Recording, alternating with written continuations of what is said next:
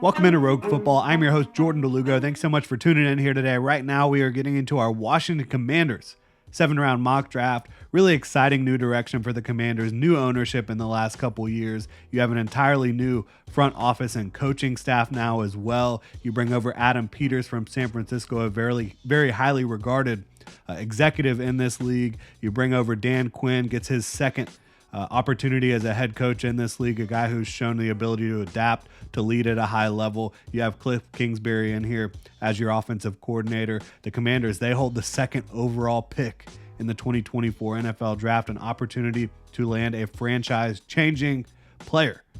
They have a whole bunch of draft capital. On the first 2 days, 6 picks in the top 102. This is going to be a multi-year rebuild for them. It is. There's no question about that. And they have a great many needs. They do. A lot of them, though, they will be able to address in some form or fashion in free agency prior to the draft. So $73.6 million in cap space, they're going to bring over free agents. They're going to bring in a lot of free agents. They might not spend to the cap, but they're going to improve this roster in free agency prior to the draft.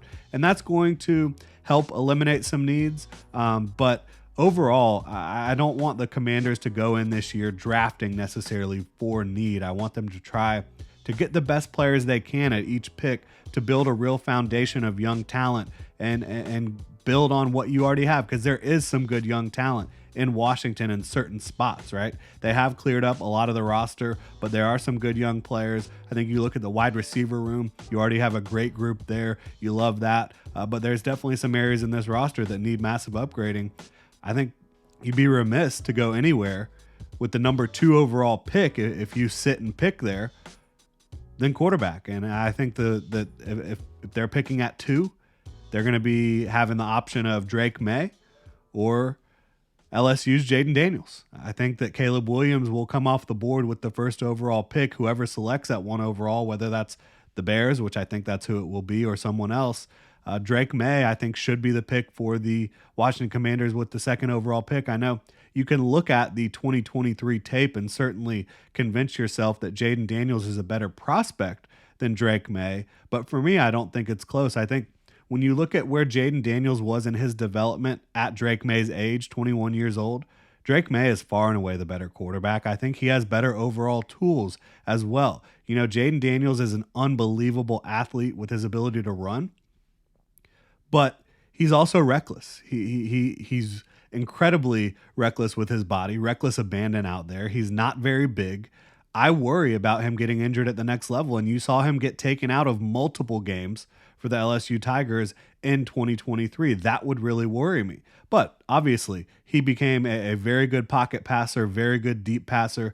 I'm excited about what Jaden Daniels can bring to a football team. But to me, Drake May is far and away the better prospect. He has more prototypical size, at 6'4", 230 pounds. I think that he has a little bit more talent with his arm off platform, creating kind of that wizardry that he brings to the field. He can do different things for you, whether he's rolling outside the pocket, stepping up within the pocket. He has tremendous arm talent, the ability to hit the deep ball effortlessly, but also I love his ability to layer throws over the middle of the field, attack that part of the field, and just use his overall athleticism. Again, a very young prospect at quarterback. I think he is going to be a star at the next level. And I think really he and Caleb Williams are in a tier up there by themselves at the quarterback position. Jaden Daniels for me is still a 1st-round pick, but I think Drake May is the clear choice for them if Caleb Williams is off the board. I'd be really happy about that if I was a Washington Commanders fan.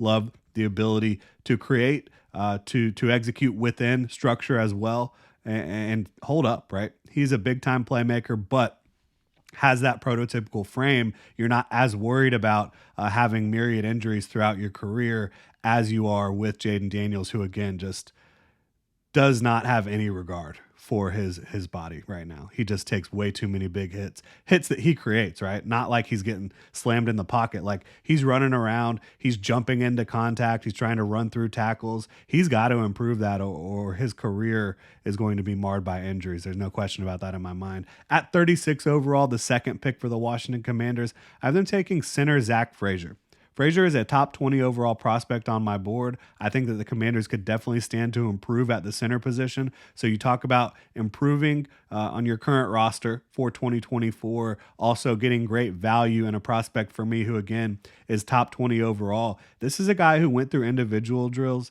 at the Senior Bowl 10 weeks after breaking his leg. And he had a valiant effort to get off the field after breaking his leg for the West Virginia Mountaineers. I think Zach Frazier is going to be a potential Pro Bowl caliber center, right? He's got enough size. He's got enough mass on his frame. He's not going to get pushed around. He's also got very good length for his size, and a guy that is so technically refined, assignment sound, very, very good athlete at the position. I think he's going to be a stalwart for whoever drafts him. If you're able to get Zach Frazier in the second round, I think that's a home run. I really do. So would love that for Drake May to have somebody up in front of him that's helping keep him clean. And you can also use Zach Frazier in the run game to create some space as well. And you can do a lot of different things with him. Again, excellent athlete. I think he can execute pretty much any assignment you would ask of Zach Frazier at the next level. At 40 overall, just a few picks later, we've gone offense the first 2 picks. I love the idea of bolstering that defensive front. You got rid of Chase Young. You got rid of Montez Sweat. It's time to bring in the replacements, right? I think that Darius Robinson out of Missouri makes a lot of sense. He's a big physical guy, but very explosive, 286 pounds. He's got unbelievable length. He's got a really good ability to stop the run in base situations, but also as a pass rusher, he has an arsenal of moves that he can use to get past you. And again, with his explosiveness, his strength, and the length that he brings to the table, I think Darius Robinson is going to be a really strong starter in this league for a long time and have Pro Bowl potential. And he's a guy that you can move around your defensive front and have a lot of fun creating different matchup advantages.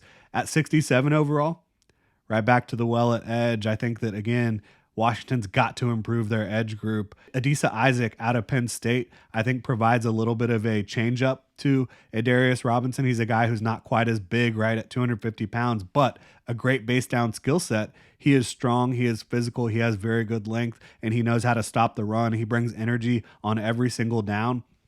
And I think that he would be a great pairing with Darius Robinson with those interior defensive linemen you have in Washington. I think you've now created an opportunity to potentially have a very competitive defensive front in year one with these guys, right? Adisa Isaac and Darius Robinson. You trade up here in the 3rd round. I think that you'd like to be able to land a starting tackle that can play for you for a long time. For me, the number of guys that are available on the board is starting to dwindle that can really play tackle and start for you at a high level. So I think Roger Rosengarten out of Washington, University of Washington, that is. I think that he is a starting tackle, whether it's right tackle or left tackle. He has the requisite length. I think he's a good enough athlete. He doesn't do anything at an insanely high level, but he is technically refined. He has good pass sets. He's a good run blocker, has enough length, has strong hands. I just think he's going to be a quality starter for a long time, and to be able to land that in the 3rd round is huge. At 102 overall, I have them taking linebacker Junior Colson.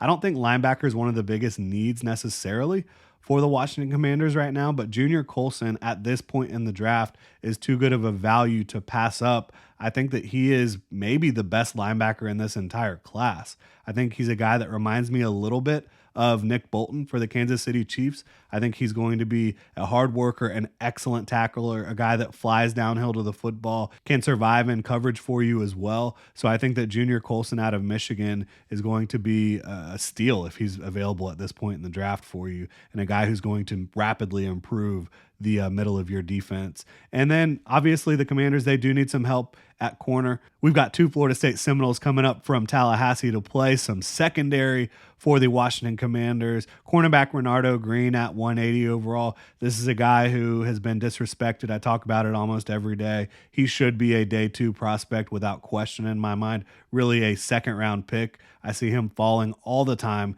in mock drafts. If he's available this late in the draft, I mean, something is wrong with the NFL. But at this point, in this draft cycle. Not a lot of respect for Renardo Green out there. So this is a guy that can play press man coverage. I think he has the instincts to play zone coverage as well. Has very good hip fluidity, quickness, and overall athleticism.